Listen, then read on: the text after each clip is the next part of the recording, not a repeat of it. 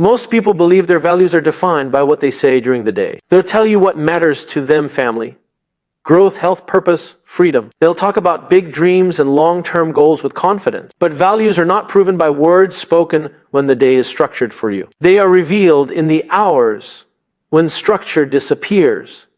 Because evening, don't lie. When the workday ends, no one is directing your actions anymore. No meetings on the calendar telling you where to be. No supervisor checking your output. No external pressure shaping your behavior. What's left is choice. And choice is where truth lives. The way you spend your evenings is not accidental. It is a direct reflection of what you prioritize when effort is required and no one is watching. Most people say they value growth, yet every evening is spent consuming instead of creating. They say they value relationships, yet they give their best energy to screens instead of people. They say they value their future, yet they sacrifice it nightly for short-term comfort, not because they are lazy, not because they don't care, but because they've never paused long enough to notice the contradiction. Here's the uncomfortable truth: your evenings are voting for the kind of life you will have. Every night, you cast a vote. One vote won't change everything, but repeated votes do. And eventually, the life you're living is simply the result of how you've been voting after work. We don't drift into meaningful lives. We drift into distraction. Meaning must be chosen, especially when you're tired. After a long day, your brain wants relief, not purpose. It wants something easy, something familiar, something that requires nothing from you. That's why the couch feels magnetic. That's why the phone pulls you in. That's why hours disappear without memory. Comfort is efficient. Growth is not. But comfort never asks where you're going. It only asks how quickly you can stop feeling uncomfortable. And that's where values are exposed. If growth truly mattered, your evenings would include it even in small ways. If connection truly mattered, your attention would follow it. If health truly mattered, your habits would reflect it. Not perfectly, not every day, but consistently enough to show intent. Values are not what you defend in conversation. They are what you protect in your schedule. The problem isn't that people don't have values. The problem is that they've never aligned their evenings with them. They live one life from 9 to 5 and a completely different one from 6 to midnight. One is structured, the other is reactive. One has goals. The other has habits formed by exhaustion.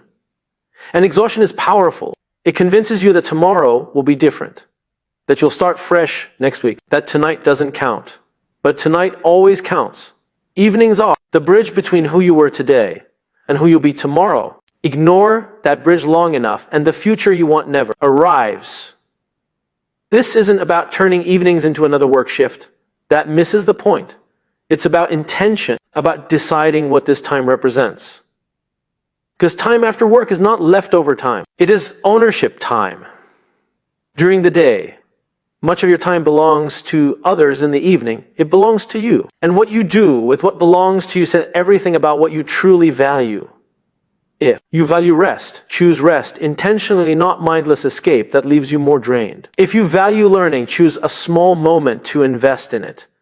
If you value relationships, show up fully for the people around you. If you value peace, protect your mental space instead of filling it with noise.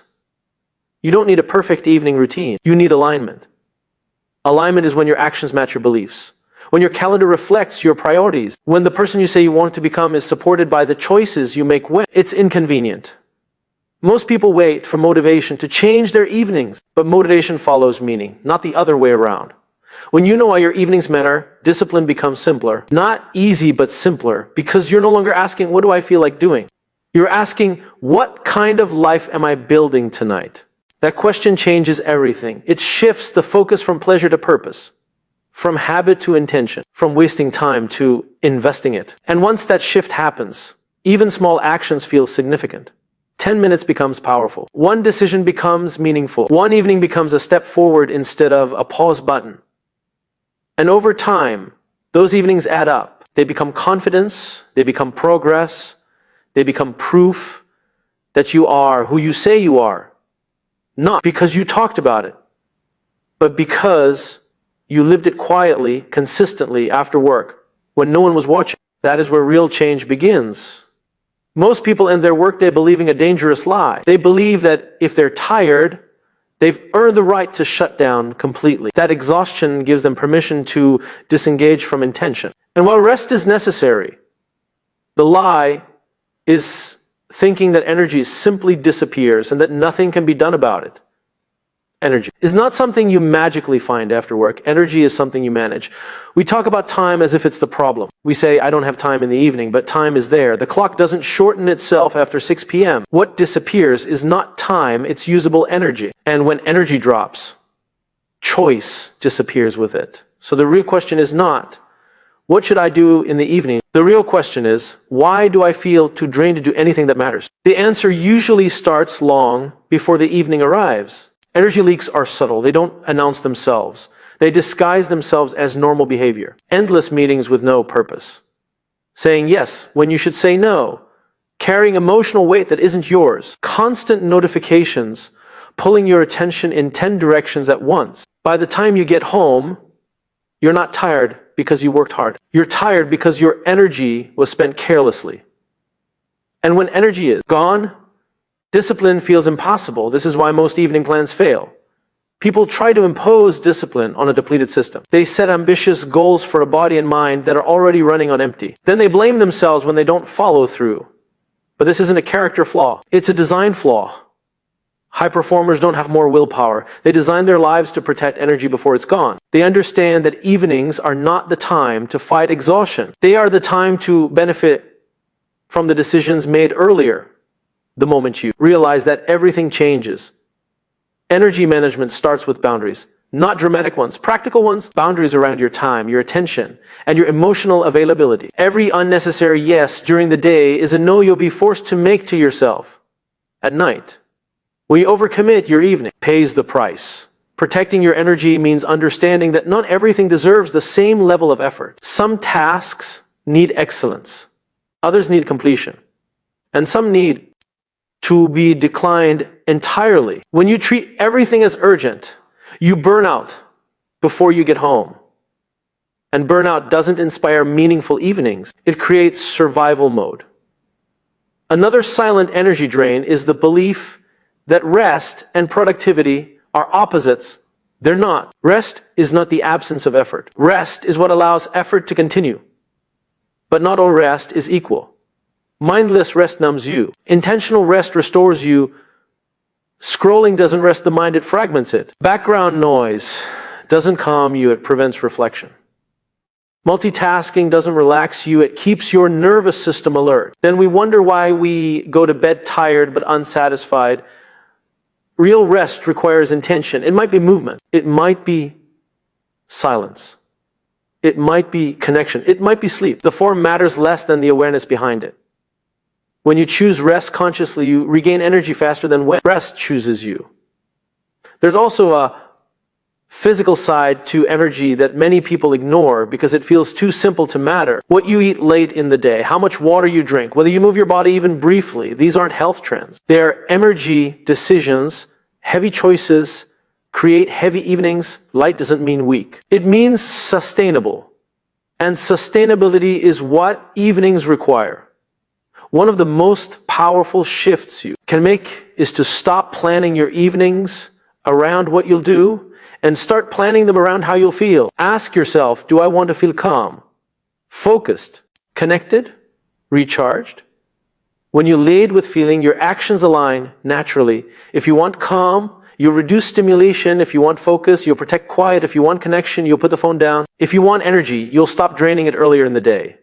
This isn't about perfection. Some days will exhaust you no matter what. That's life. But when exhaustion becomes the norm, it's no longer situational, it's systemic. And systems can be changed. Evenings become powerful when they're supported, not sabotaged. When energy is treated as a finite resource worth defending. When rest is intentional instead of accidental. When choices earlier in the day are made with the evening in mind. Because evenings are not meant to fix the damage of the day. They are meant to build on it. When you manage energy well, you don't need to force productivity. You don't need motivational speeches at night. You don't need guilt to push you forward. You simply have enough left to show up for what matters. And that is the goal, not to do more, not to push harder, but to arrive in the evening with enough of yourself still intact to invest in the life you say you want. Energy makes that possible. Without it, even the best intentions fade. With even small evenings become transformative. There is a quiet moment that happens every evening, whether we notice it or not. It's the moment right after work ends. The laptop closes, the shoes come off, the day exhales, and in that moment, most people don't choose what happens next, they default to it. Defaults are powerful. They require no thinking, no courage, no commitment. They feel safe, familiar, effortless, and that's exactly why they shape our lives more than bold decisions ever do, because your future isn't determined by the big plans you make when you're inspired. It's determined by the small rituals you repeat when you're tired. Most people think change requires intensity, a complete overhaul, a new routine, a sudden surge of discipline. But intensity is unreliable. It burns bright and fades quickly. Rituals endure because they don't depend on how you feel. A ritual is simply a decision made once and followed many times. And evenings are the most important place for rituals to live.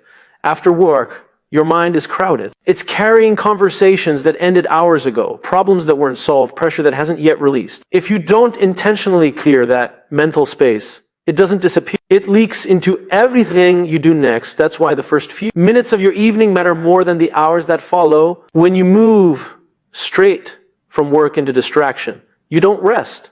You avoid. And avoidance keeps the mind busy even while the body is still. That's why so many people feel restless even while sitting on the couch. The day never truly ended. A simple ritual creates closure. It might be a short walk without your phone. It might be washing your face slowly, on purpose.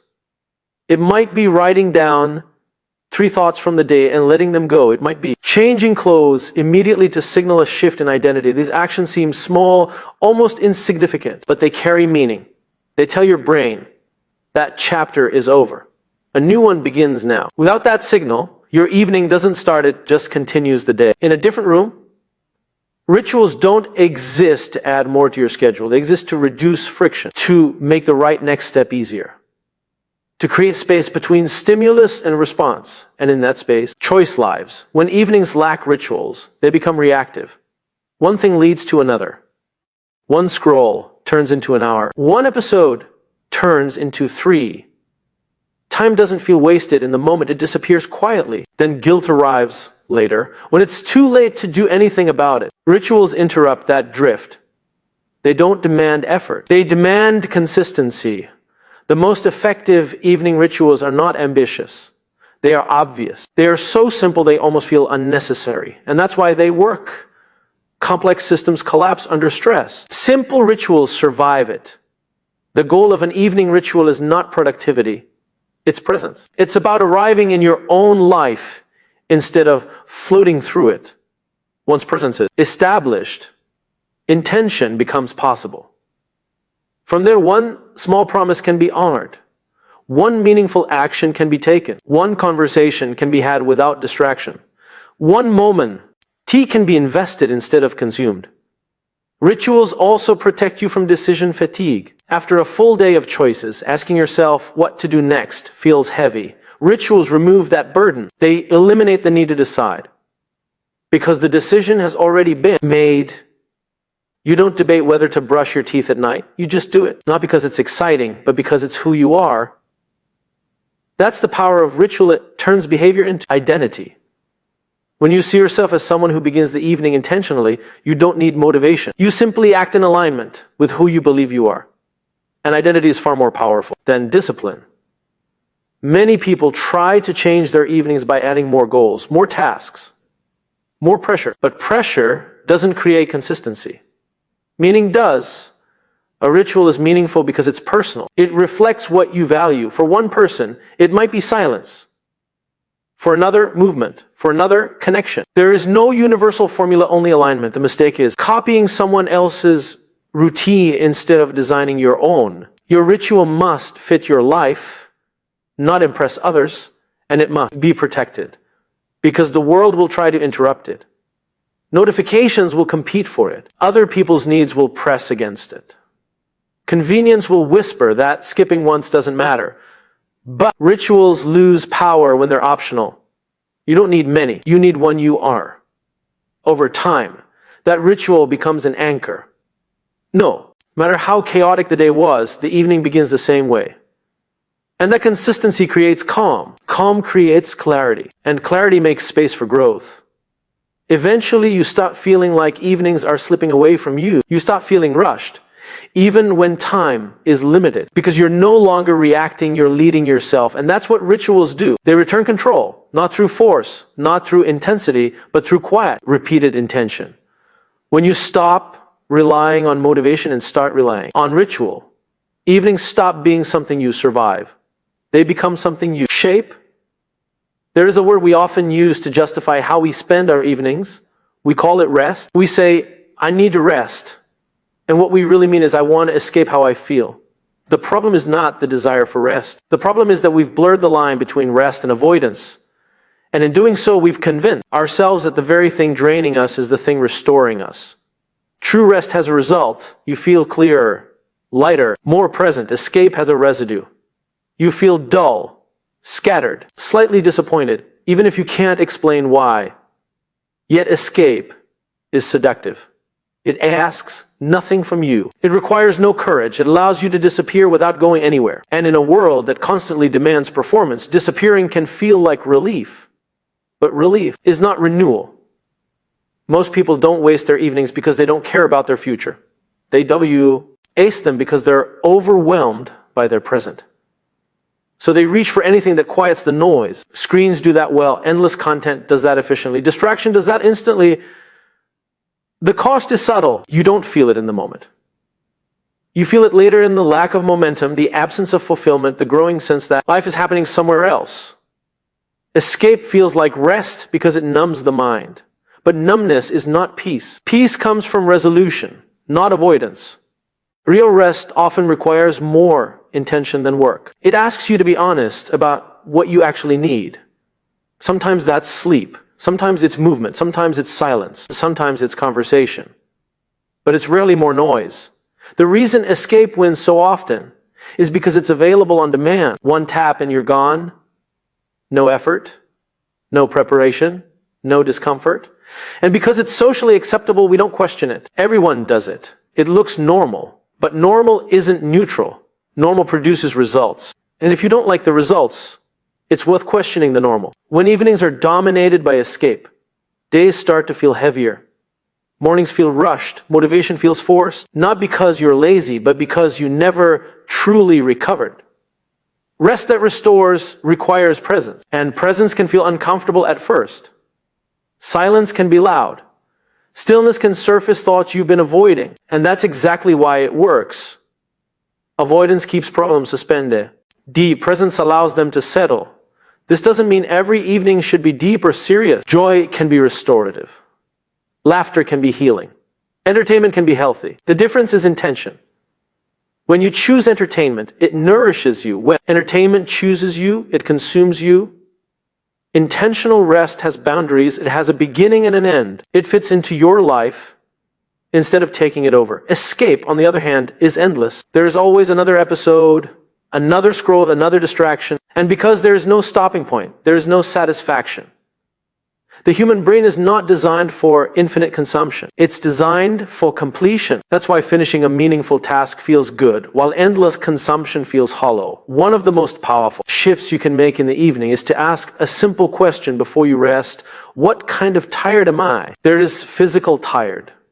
There is mental tired. There is emotional tired. Each requires a different response. Physical tired might need sleep or gentle movement. Mental tired might need silence or simplicity. Emotional tired might need connection or expression. Escape treats all tiredness the same. Real rest does not. When you match the rest to the fatigue, recovery happens faster. Even short periods become effective. 10 intentional minutes can restore more than 2 hours of mindless distraction. This is why people who seem to have productive evenings are not necessarily doing more. They're resting better. They end their evenings with something left in the tank, not because they pushed harder, but because they stopped numbing themselves. And there's another layer to this. Escape trains your brain to avoid discomfort over time. Even small challenges feel heavier because your tolerance for effort shrinks. Intentional rest does the opposite. It restores your capacity to engage. The goal of the evening is not to avoid life. It's to recover enough to return to it stronger. When you stop confusing escape with rest, guilt begins to disappear. You no longer need to justify your evenings because they actually serve you. You go to bed with a sense of closure instead of regret, calm instead of restlessness, and slowly something shifts. You stop feeling like time is slipping away. You stop waking up already tired. You stop needing extreme motivation to start again. Because you are no longer surviving your evenings, you are using them to restore your ability to live with intention. That is what real rest does. It doesn't steal time from your future, it prepares you for it.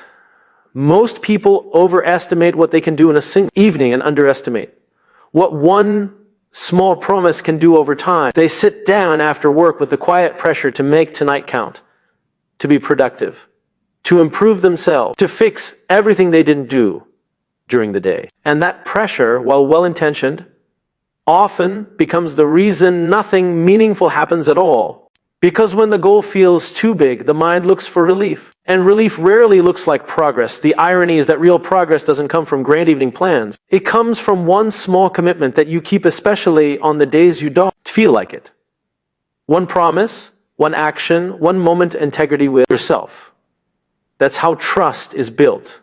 We often talk about self-confidence, as if it appears suddenly, as if one day you wake up believing in yourself. But confidence is not a feeling. It's a memory. It's the accumulation of evidence that you do what you say you will do. And evenings are where that evidence is either built or broken. Every time you promise yourself something and don't follow through, a small fracture forms. You might not notice it immediately, but it shows up later as hesitation, as doubt, as the quiet voice that says, why try? You won't stick to it anyway. That voice isn't negative. It's protective. It's trying to prevent disappointment. And the only way to quiet it is not with motivation, but with proof. Proof comes from keeping small promises. A promise so small it feels almost insignificant. 10 minutes, 1 page, 1 lesson, 1 intentional act.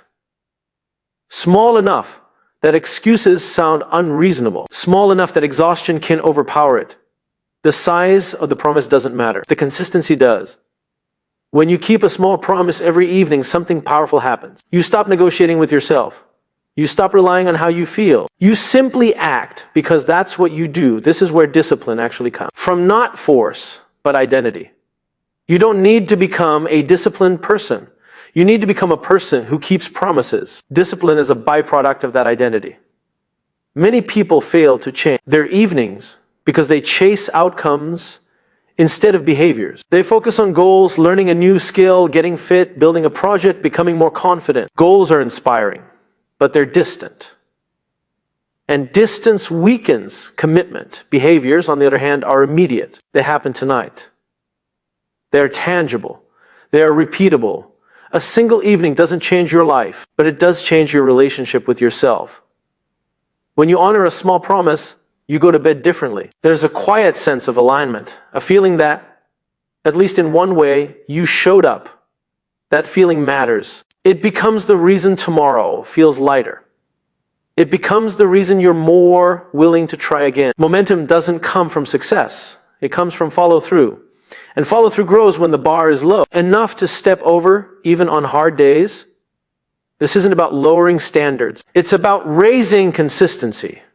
There's also freedom in small promises. They don't trap you. They don't demand perfection. If you miss a day, you return the next without shame. The promise remains simple, doable, human, and because it's manageable, it lasts over time. Small promises compound. 10 minutes a day becomes hours. 1 page becomes chapters. 1 conversation becomes deeper relationships. Not because you pushed harder, but because you stayed long enough for growth to happen. Most people quit too early because they mistake slow progress for no progress. But slow progress is how anything meaningful is built. Evenings are not the place to prove how much you can do. They are the place to prove who you are becoming. And who you are becoming is defined by what you do consistently, not occasionally. When you keep 1 small promise in the evening, you reclaim agency. You stop seeing yourself as someone at the mercy of exhaustion. You become someone who can be tired and still intentional, that shift is profound. It means your circumstances no longer control your behavior. It means progress is no longer fragile. It means your future is being shaped quietly without drama. Eventual. Why? The small promise stops feeling small. Not because it grows, but because you do. Your confidence grows. Your tolerance for effort grows. Your belief in what's possible expands. And one day you look back and realize that the life you wanted didn't arrive through a sudden breakthrough. It arrived through hundreds of ordinary evenings where you kept one small promise to yourself. That is how trust is rebuilt. That is how momentum is created. That is how evenings stop being wasted and start becoming the foundation of everything that follows. At the end of every workday, there is a moment that belongs only to you. No one is asking for results. No one is setting expectations.